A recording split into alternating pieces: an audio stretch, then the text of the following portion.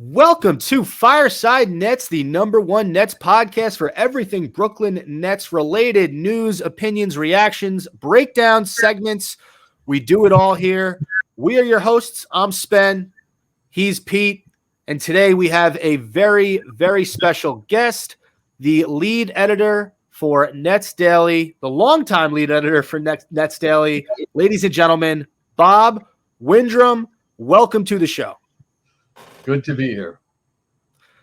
I feel like this has been a long time coming. You and I have been in contact for a while. I did not know that you did podcast appearances. So I would have asked you, in all honesty, a while back. I'm not that mysterious. I will do almost anything for airtime. Yeah. Yeah, I've been a Netsdaily, I guess, subscriber. I don't know what you call it, a member for a very, very long time coming. So this is really cool. It's definitely really, really cool. Yeah, I was in an elevator 2 years ago, and it was a couple with their very young son, and the husband said to the wife, very sotto voce, "That's Bob Winter. That's Netsdaily." And I went, Jesus.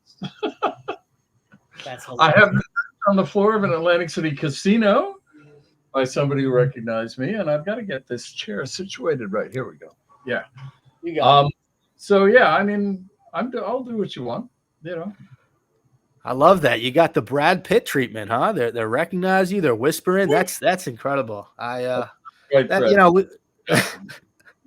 Nobody. I think you're more handsome than Brad Pitt, in my opinion. Facts.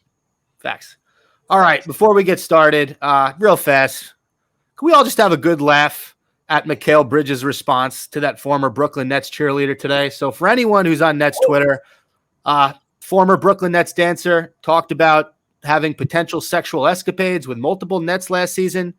She said they weren't bench players. Mikal Bridges' response was, "I was a Phoenix Sun." Right. Genius. That's our guy, Mikal Bridges, showing up, putting it out there. Hey, maybe she was, maybe she wasn't, but it wasn't me. I was in Phoenix last year. Yeah, I've been told by a couple of people that is not real. And I don't understand why it's not real, but people who I respect have told me that that interview is not real. It's either old. I don't know. But, for the most part, they're single. So who cares? Yeah. Listen, what Nets players do in their own bedrooms is none of our business. But apparently, some people like to put it out in the podcast world. And yeah, that's bizarre, by the way. If you want to make up a story like that for clout, that's just, find a better slight than mysteriously saying you had relations with a bunch of anonymous players. Ridiculous. Yeah. That's never been used before. Never.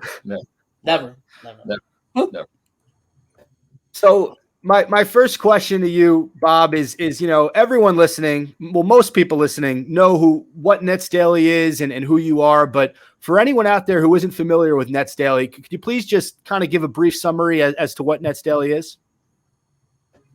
We like to call ourselves the most comprehensive source of information on the Nets, and that goes to everything from the games to coaching, GMs, teams' finances, a little bit of international relations with the last two owners, and we have a pretty robust Twitter presence. We've got 58,000 followers, and I've been doing this for 19 years. The site went up February 6th of 2004. And I joined a year later, and I've been on since. John Schumann, now with NBA.com, he was the founder. And then basically he had a couple of other guys who worked with him. And then his daughter, now 19, was born, and he needed somebody to fill in for a couple of weeks. So a couple of weeks became 19 years. But, we do for every game, and this includes the Liberty Now as well. We do a game preview. We do a game thread. We do a game recap. We do a lot of film studies that Lucas Kaplan primarily does. We're starting to do now post game what are the takeaways from the game? We started doing that this year. So, we wind up, I think only one day in the last 10 years did we not have some original material on the site. So and that to me is very important. If you want to get people to come back, you got to keep feeding them, and you got to you got to be part of their fandom. Oh yeah, So, and Lucas Kaplan, very cool guy. He was on my podcast. But Netsdaily has a lot of great guys. Dexter Henry, yep. of course, Pooch. Like a lot of these guys that are just plowing their way in, I guess, in the sports media world. And Netsdaily was kind of one of their early shots, I guess. I don't know if you want to call it that, but you've helped them grow a lot. Yeah, I mean, one of the best moments in my 19-year tenure was after the Nuggets won the NBA championship last year, and the next day, Matt Brooks, who had left us like 2 months before, posted a picture of him holding the O'Brien trophy, his hair soaked with champagne, and I saw it and I just said, "Wow." Because that was a big thrill, because Matt started with us. He did those same film studies that Lucas is doing now, and ultimately got known and applied for the job with the Nuggets. I remember talking to them, giving them our recommendation, and then he winds up on an NBA championship team, which was great. So I think basically I have two roles. Role number one is to be the editor. I look at all the copy. I work closely with Pooch in developing writers and other things. But the two jobs are essentially providing that comprehensive picture of what the Nets are doing, and trying to help young kids who are very talented get better jobs, get real jobs that pay. And we've done that a number of times, and that I'm as proud of that as I am of posting whatever news that comes our way. Pooch, former guest of the pod, we had him on a few weeks ago. Matt Brooks, back in the day, was on Fireside. We've had a few Netsdaily writers on this show, and reason being, they're some of the best writers around the Brooklyn Nets. So, Bob, you do a great job with hiring, and we like a lot of the people that you bring on. Yeah, absolutely. I definitely want to get into this year's squad. Very unique year, right? Coming off, a few seasons with the Big Three. Then it became the Big Two. Didn't work out. Now we have sort of these new look Nets. So through 4 games, they're 2-2, and just kind of give me your overall thoughts on this team so far. What you've seen, what you like, what the overall vibes are after a 500 record in 4 games. I think the clearest way that I can so far encapsulate what I've seen is we be dancing again. This is 2018-19 with a lot more talent. And I think that if you look at 2018-19, there was a lot of underestimating of that team. I can remember talking to Dmitry Razumov, who was the chairman of the Nets, and Michael Prokhorov's number 2. And it was the last game of the season, and it was the Dwayne Wade goodbye. And I talked to him, and I said, I really wanted them to win tonight because it would be 42 wins, and that was my prediction. And he said, really? You wrote that down somewhere? And I said, yeah. He said, I had 37. And he was, he was the guy. He was the owner's rep. So, I mean, there's a bit of that. And the team is likable. The team is, from everything we can see, close. The team is deep. And, there's some real surprises. I mean, Cam Johnson is one. Lonnie Walker, the 4th, is another. Ben is slowly but surely making his way back to where he was. Not quite there. He's still allergic to to getting fouled, but taking it all the way in a crowded situation. But other than that, he's been terrific. And one of the reasons why I think the offense is working so well is he is an absolute master at setting up people, getting 3-point shooters open. And we're seeing that. I mean, the Nets 3-point shooting, which lost Joe Harris, the number 3 all-time 3-point shooter, Seth Curry, the number 4, Patty Mills, who was in the top 100. I mean, you lost all those 3 guys, and yet you are seeing them hit those threes at close to a league leading rate. And part of that is Simmons. The other thing that is Simmons is rebounding. Everybody kept saying, how are we going to rebound? How are we going to rebound? And I would occasionally say, well, this guy we have as a point guard has a career average of 8.8. He's doing that. He's 14th in the NBA in rebounds from the point guard position. He's also 10th in assists. And he's critical. And Bridges is still Bridges. He's working his way in and offensively, and he's picked up 2 20-point games. But he's also playing very solid defense, as you would expect him to. And I think he's also a leader. You can see that when people talk about him, and when he talks about teammates. You can see him trying to establish himself as a leader, and also being the beneficiary of having good players around him that can help him in both offensive and defense. I mean, I predicted a 42-win season and said I could be convinced 3 games either way. 39 wins, 45 wins. I think 45 is still a good number. I still need to know more about what Nick Claxton's situation is. I still need to know more what Cameron Johnson's situation is. How long are they going to be out? Is this possibly going to be recurring? I mean, health is always an issue. I mean, last year, the big surprise in the NBA was the Sacramento Kings. One of the reasons was they also had the lowest, by a long shot, injury record. So it was health that was a big factor in them being the surprise. And I think that could be true of the Nets this year. They could be a surprise. And again, it's health. I said during the offseason that I could not imagine Michael Bridges and Nick Claxton missing a combined 1 game to injury last year. Claxton missed 6 games, 4 were for rest. 1 was to attend a family member's funeral, and the last one, and only one, was injury driven. So this year he's already missed 3 games to injury. We need to know how he's going to be for the rest of the season.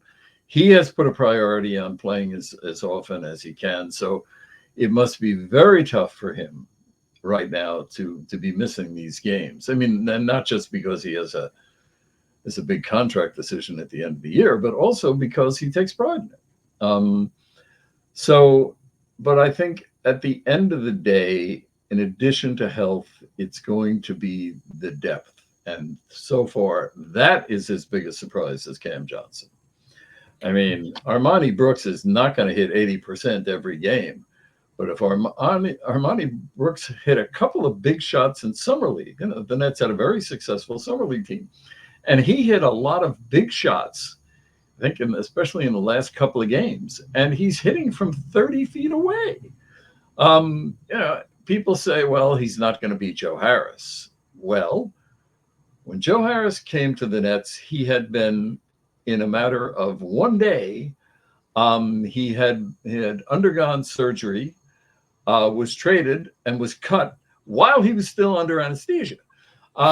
So, I mean, you can't get lower than that. And Joe Harris became as good a 3-point shooter as there is in the NBA, or, until recently anyway. So, there's a lot of potential there.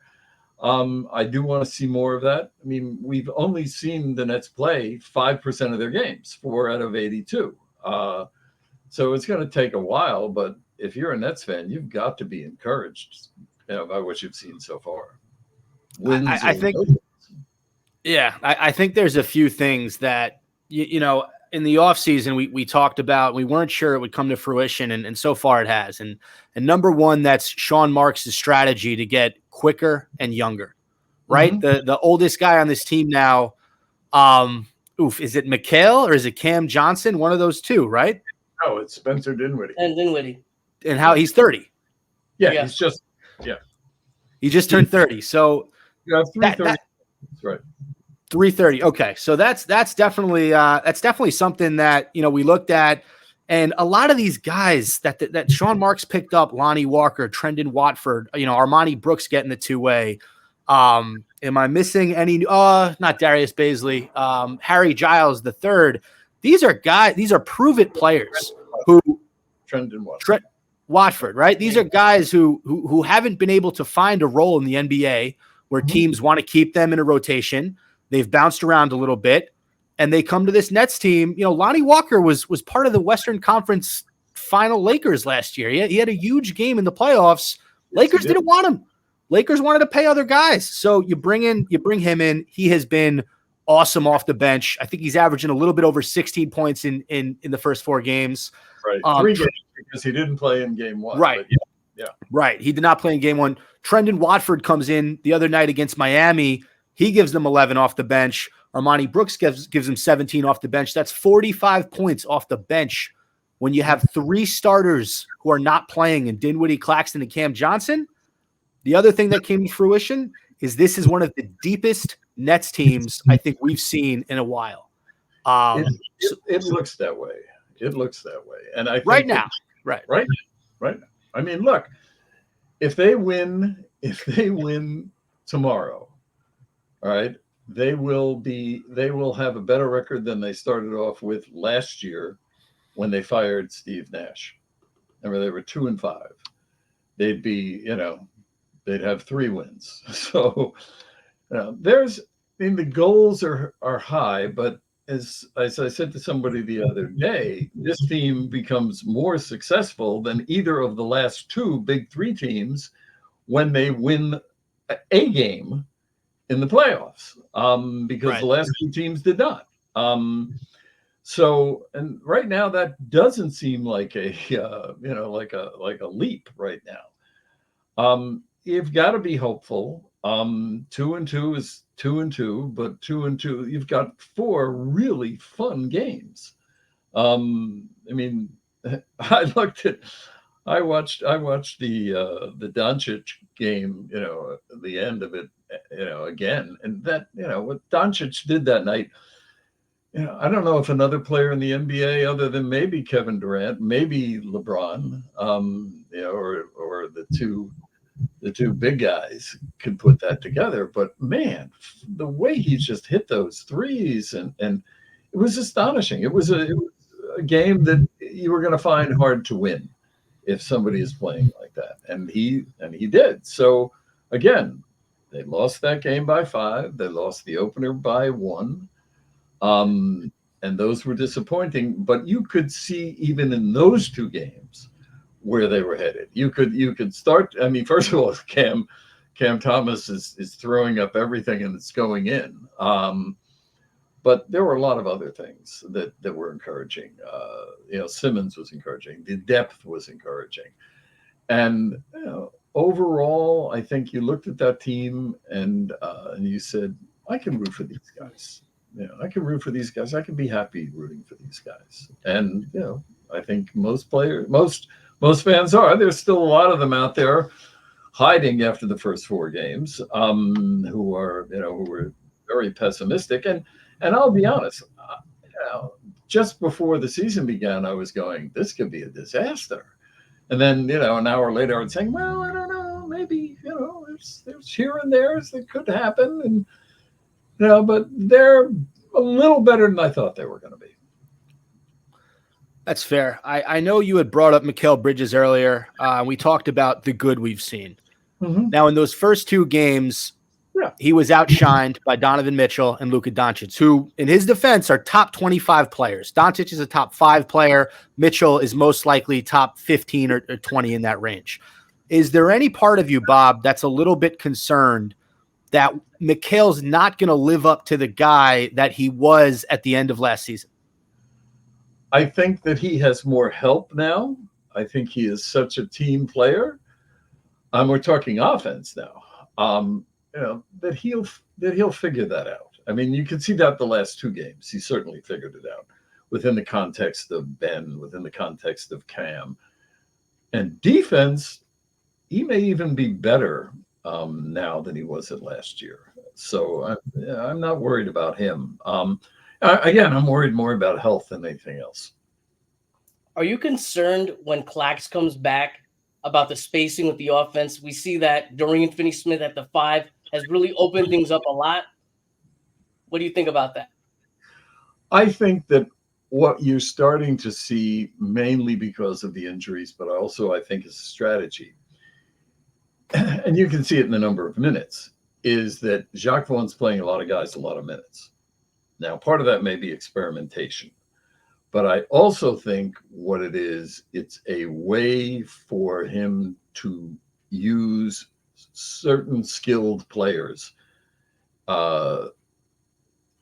like Dorian Finney-Smith, who can come in and change things. And you're seeing a lot of guys getting a lot of minutes. I mean, first couple of games, I think there was one player, and it was Bridges, who had more than 29, averaging more than 29 minutes a game. I mean, that's one indication of that. And what you're also seeing is there's a lot of skills. Now, Jock is going to, always be judged on his rotations, as any coach is, and he's going to be making a lot of those decisions.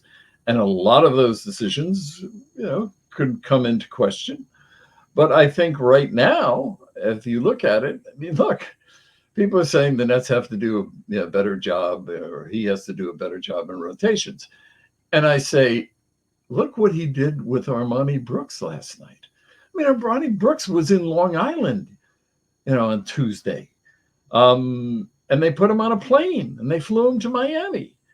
And he comes in and he hits 5 of 6. And Jacques Vaughn showed a lot of confidence in him. He said that he even has, he said that he has confidence that Harry Giles could do that. I'm going to be very interested in that. And I'm also going to be very interested to see what happens with Dariq Whitehead. Because I think when I was at the media day and Dariq Whitehead came in, and I looked at him and I said, this guy, for 19 years old, I mean, he is a big guy. It's not just that he's 6'7", he's 6'7" and 220. And that is he must have used a lot of his time post-operative to bulk up, because I don't remember that. I don't remember, that from Duke. I mean, he was a big guy at Duke, but now he was, I was surprised. I mean, I was literally surprised. Went, wow, I did not realize that he's, that he's that big. And what that means is also, and as Mark said at the time of the draft, he thinks he can play multiple positions. He's also the youngest net ever, and they don't really need him right now, and who knows? And they take their time. They take their time with recovery. I mean, his surgeon said in June, told Woj, that he expected him to be ready for training camp. Well, he wasn't ready for Nets training camp. He was ready for Long Island Nets training camp.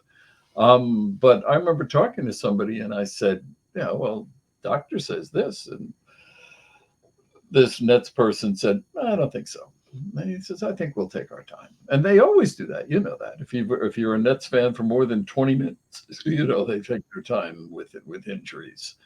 So I'm interested in that. And I'm interested in a lot of things that we still don't know about. And look, I'm no expert. Lucas can handle that. Matt can handle that.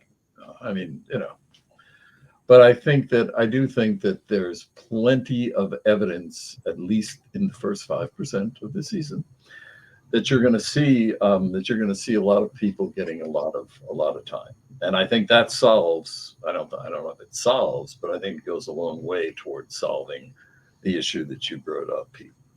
Gotcha. A lot of Nets fans are excited about Dariq Whitehead. He's gotten the most buzz out of all the rookies, Jalen Wilson, Noah Clowney. He's been the guy that Nets fans are clamoring for. So excited to see him get healthy and eventually see some time. We talked a little bit about Cam Thomas, Bob, and I just wanted to know from your perspective, are you shocked with the ascension of Cam Thomas, not just the scorer, but the basketball player this season? And then sort of the part B to this question is, will he end up being the leading scorer for the Nets at the end of the year? Well, I think we just finished talking about the Nets being patient with rehabbing somebody. They're also patient at developing players. They realize they have 4 years. And you can't sign somebody to an extension until this year, at the end of this year. So they took their time with him. Now, I always loved Cam Thomas. I mean, I remember that game that he won as a rookie in summer league with that, overtime shot that was just impossible. And I remember they sent him down, and people may not remember this because it was so short. They sent him down to Long Island, and he averaged 39 and a half points in 2 games. And I watched those games, and I was like, yeah, this guy is obviously can score. But he improved his 3-point shooting dramatically from year 1 to 2. He improved his defense. I thought that the 3 40-point games were absolutely astonishing. I thought that Jacques was unfair when he pointed out that 2 of those games were losses, considering those 2 games were right after Kevin Durant went down and Kyrie Irving said, "I want out of here." I mean, that was the twilight of the gods there, and they didn't have much. And for him to come in and hit 40 straight, or 43 times, was just astonishing. I mean, it should have been. I mean, if you look at all the records that he broke, youngest player ever to have 3 40-point games in a row, beating out Allen Iverson. I mean, yeah.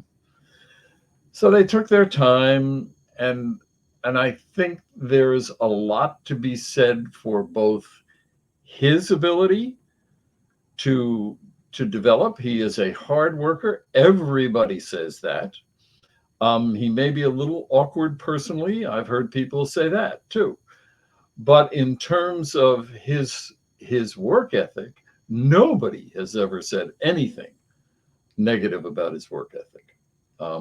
So I think that surprised at the volume, surprised that, I mean, I said to somebody the other day, this is those first 4 games or first 3 games were the second best 3-game stretch he's ever had.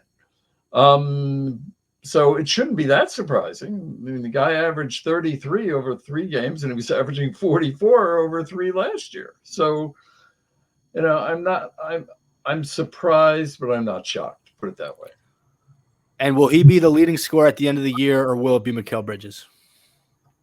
I don't know. I could take the cop out and say health, but I think there's a good chance of both of them, the 2 of them, being 20-point scorers, not 30-point scorers. But I also think that opponents don't know yet, how to game plan for the Nets.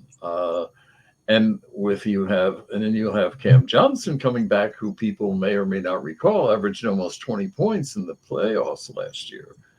Had a game of 38 points in that first round.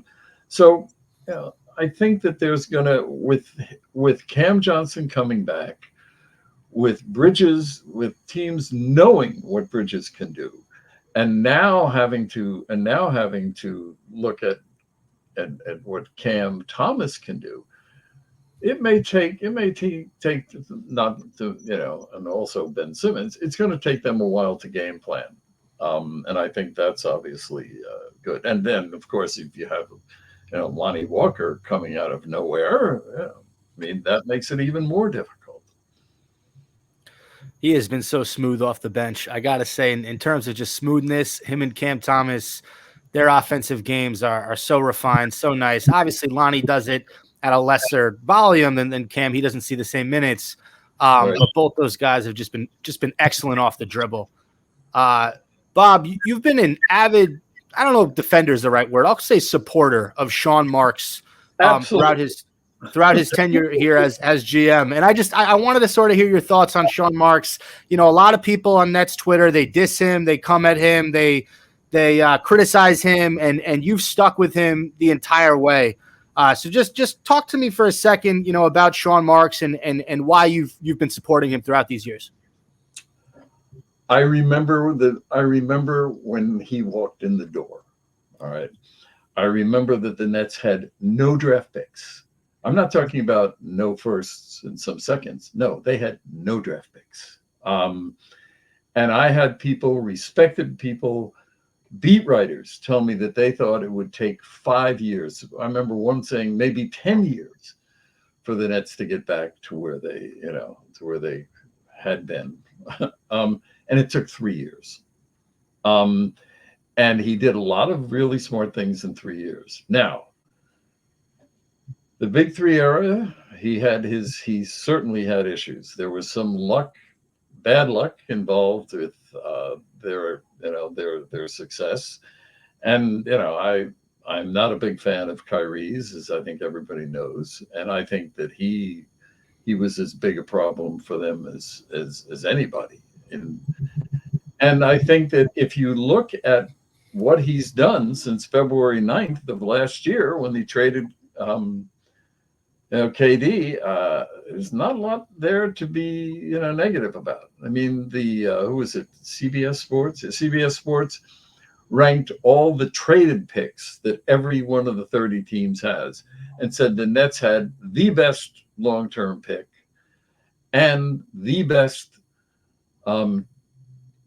group of traded picks. And then I think it was Bleacher Report came out after that and looked at all the picks traded, and your own picks, etc. And they looked also at second round picks, and they put the Nets in the top 5. So that's a big turnaround. And then you look at the things that he did with Lonnie Walker IV, who is 24 years old. All right. Last year made $6.5 million. They got him for the vets minimum. I don't know how they did that. Dennis Smith, who's had injuries the last couple of games, but Dennis Smith was also, somebody who a lot of teams wanted. And he said that he had teams who were offering him more money, but he decided to go with the Nets. And then Bridges, Johnson, and now Dorian Finney-Smith. They have an enormous amount of flexibility. They have issues, like if they go over the repeater tax, the luxury tax, either this year or next year, they will have to pay the repeater tax in 25, 26, which is the big free agent year. So I don't think you're going to see them spending a lot of money unless there's a dramatic improvement in the team. But I think the other thing is Sean Marks is a really, really smart person. And I worked at NBC for 40 years, and I got to meet a lot of really, really smart people, and he's a really, really smart guy. And I think that if he can do it again, that'd be extraordinary. And they don't want to tank. They could have traded Bridges. They could have traded Dorian Finney-Smith. They could have got 6 first-round picks for those two guys.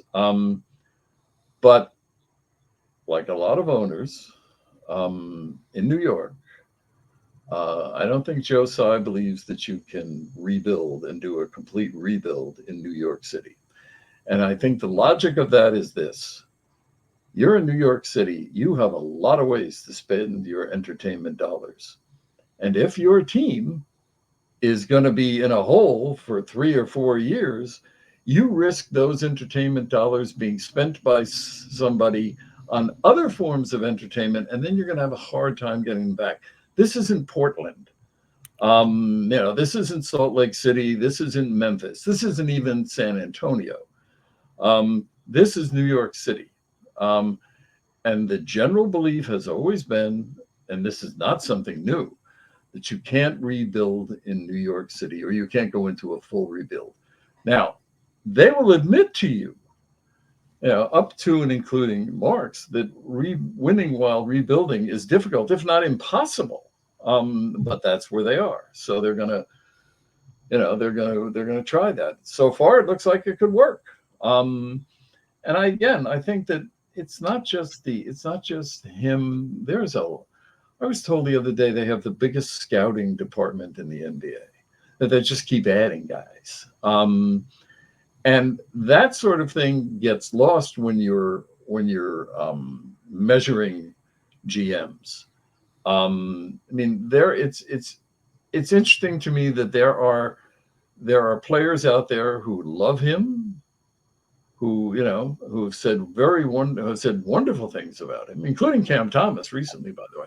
And then there are others, I am told, who used to play for the Nets, who are not enamored of him. And I'm sure that's true. A lot of places where somebody's been around for that long. But I'm told Brook Lopez is not a fan. D'Lo has said he's not a fan. But I think overall, he's done it. He's failed. He admitted that that a lot of it was on him. Of course, a lot of it was on other people too.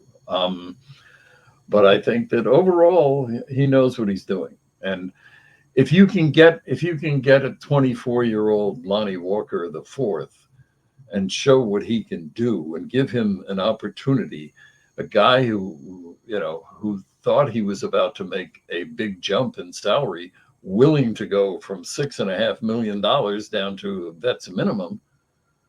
That's a real positive. And and the picks I like. And you have to look at the long term. They've got a lot of picks. And I was looking today. They have 6 players, 22 or under, 6 or 7. With the signing of Keon Johnson. And a lot of those guys are in the rotation. And they have all but 3 of their players are 27 or under. And they're in good places. Bridges has 3 years left on a very reasonable contract. Cam Johnson has a 4-year deal. Cam Thomas, will be on a rookie contract for 2 more years. Derek Whitehead, if he becomes a player, he's going to be around for another 4 years. So they've got not just the draft picks, they've got a number of good players. And if Ben Simmons is the Philadelphia Ben Simmons, that we all hope he is, that $40 million contract next year is not so much a burden. It's value. A lot of people may not believe that. It's hard to believe, but remember, this is a guy who was a 3-time All-Star, 1-time third-team All-NBA, twice All-Defense first team, once Defensive Player of the Year runner-up, Rookie of the Year, etc. So if he returns to that by the end of this year, and you look at that contract for next year, it may not be a bad thing. I know it's early, but yeah, I agree with everything you said. It looks like Marks has had a fantastic offseason thus far. We flamed out in the playoffs against Philly last season, but obviously he saw some pieces there during that series and the end of the regular season. He said, "Look, I might not be able to go out and get KD or pay one of these big superstars right now, but I'm going to build around Mikal Bridges. I'm going to build around Nick Claxton and Cam Johnson, and I'm going to make a team. We might not be the most talented up front. We might not be the most top-heavy team in the league, but from 1 to 12, we're going to be one of the hardest working teams in the league." And they have the right coach for it in Jacques Vaughn, because he has a run-and-gun style offense that everyone seems bought into, and it's hard not to like what Brooklyn is doing right now, and it's hard not to like what Sean Marks has done this offseason. But it's early. We got a lot of games left. 5% of the season.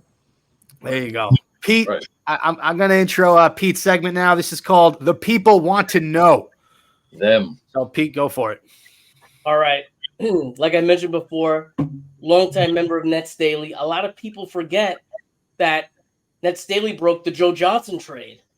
you have a story behind that? And were you surprised you guys kind of beat Woj and Shams back then?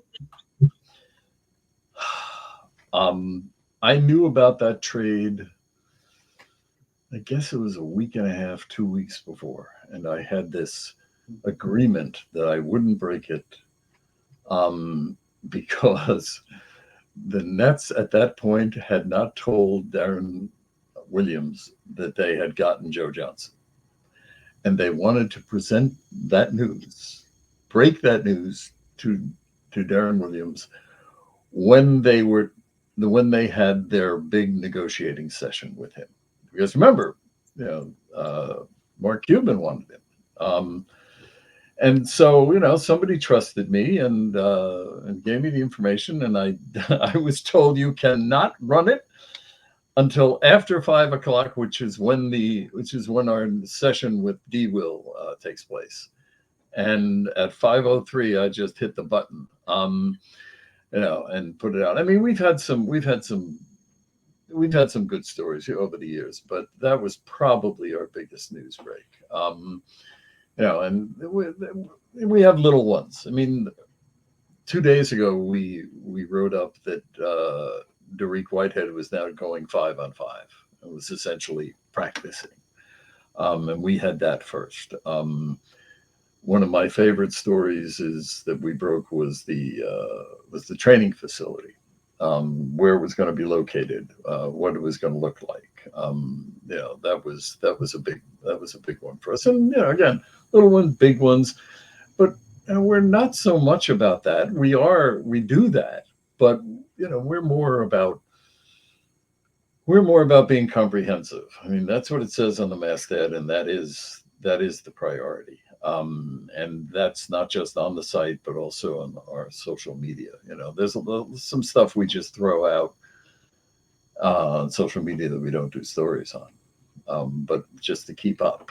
And again, to be comprehensive. Clara Wu Tsai is going to talk about women's sports to the Washington Post next week. So we tweeted that out, so that you can go to the Washington Post and watch that when it takes place.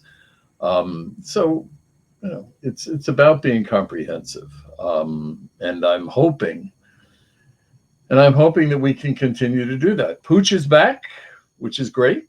Replaced Tom Lorenzo, who I worked with for 10 years and loved. But Pooch knows Netsdaily from a number of perspectives, and I think that he's now engaged. Lucas is terrific. Works incredibly hard. Colin does some very good stuff for us. Brian Florentine, God love him, who has been here for 10 years, does all of our game previews, does all the Liberty game previews, and does Liberty game recaps, and does our social justice reporting, and keeps us very familiar with what real Brooklyn is like. So we have a lot of good kids, and we're always looking for new ones. Being a part of Netsdaily, a lot of stuff I learned was not even from maybe the articles you put out, but in the comments section. Yes. I've heard some wild stories about me Sergio Karasev in Miami. I might have heard something like that back in the day. What was that? What did you hear? I didn't get that. I cannot repeat. I cannot repeat. There was a few things that were going on in Miami, over the years. Just one. Yeah. Is there like a favorite story, or even maybe just a favorite season you had as part of Netsdaily? As part of Netsdaily, it would be 18-19. It just, I mean, it was perfect. It wasn't perfect. I mean, they won one postseason game. I know what you're saying. Doing anything, and they were very likable, and they were dancing, and they were having a good time, and and then they did what they had to do, because that was the best free agent class in 5 years, and they aced it. At least they thought they did anyway. Everybody thought they had. But favorite story? Yeah, well, there's one I won't tell. But somebody told me somebody told me that if somebody had leaked to me that they were going to be that he had told them that they were going to be fired, and I said, yeah, I know that. So that's one of my favorite stories, and I'm not going to get into details. Of course, of course. Right. No, I think I think that, I mean, there's most of the stuff we know we publish. I mean, this reason we don't publish other stuff is because we don't have enough sourcing on it. And there's trusted writers. We trust some more than others. And I think the one thing that is very helpful to us and to the fans is not so much what you know, but what you know is not going to happen, or what rumors are not true. I mean, I was very comfortable in not pumping up every Damian Lillard trade rumor, because I believe strongly, based on who I talked to, that was not real. Wow. And that's a very important part of all of this. And I think that you have to it's running a fan blog is very difficult if you're a journalist. I was a senior investigative producer at NBC News, for decades. I covered the CIA, I covered terrorism, but it's always important to know what's real and what's not real, so that you can say, we're not going to invest a lot of time and resources in this. We're going to invest them in that.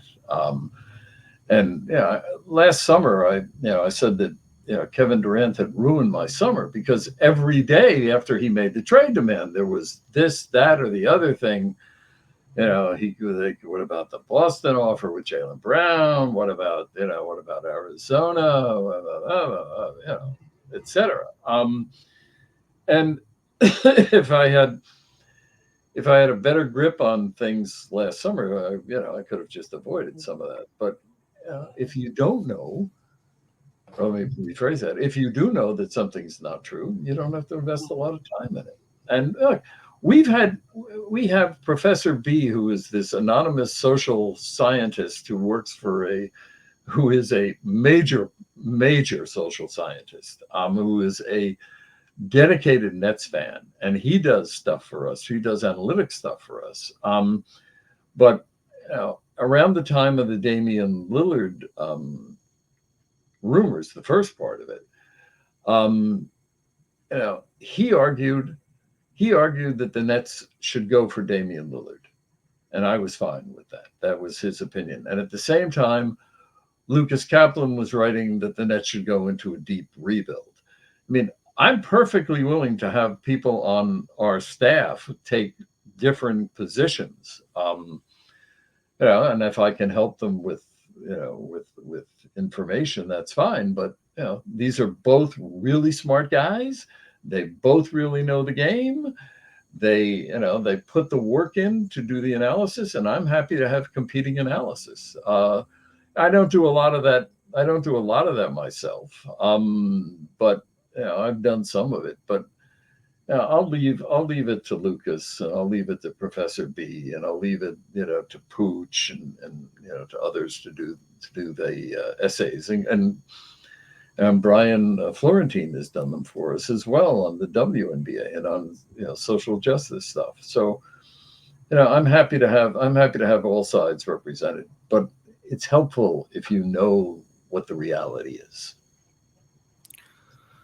I couldn't agree more. I 100% understand what you're saying. And Bob, we thank you so much for coming on the show tonight. This is episode 173 of Fireside Nets. You were listening to Bob Windrem of Netsdaily. You can follow Bob on Twitter at Netsdaily. And I'm just happy to have basketball back, specifically Nets basketball. It seemed like a very long offseason for everybody, but we're 4 games in. We've seen some promising play from this young squad, and Hopefully we go 3-2 and we beat the Bulls on Friday. So Bob, thank you so much for coming on. Anyone you want to shout out or anything you want to plug before we sign off? I'm just hoping I didn't forget to name some of our writers. That's always a concern to me. But yeah, I mean, I really do appreciate those guys, and I'm really happy when they succeed. And that's what I said. Among the great moments of the 19 years was seeing Matt Brooks with the Larry O'Brien Trophy. I mean, I wish I had been holding it. But one day, Bob, one day. Have somebody else was a good thing. Good talking to you. Good talking to you as well. Thanks to everyone for listening. And as always, Bob, by the way, before I forget, you have whenever you want, there is a spot open for you to come on as a guest. You are always welcome to return. So thank you so much for coming on. And, you got it. And thanks to everyone for listening. Catch you on the Fireside. Bye-bye.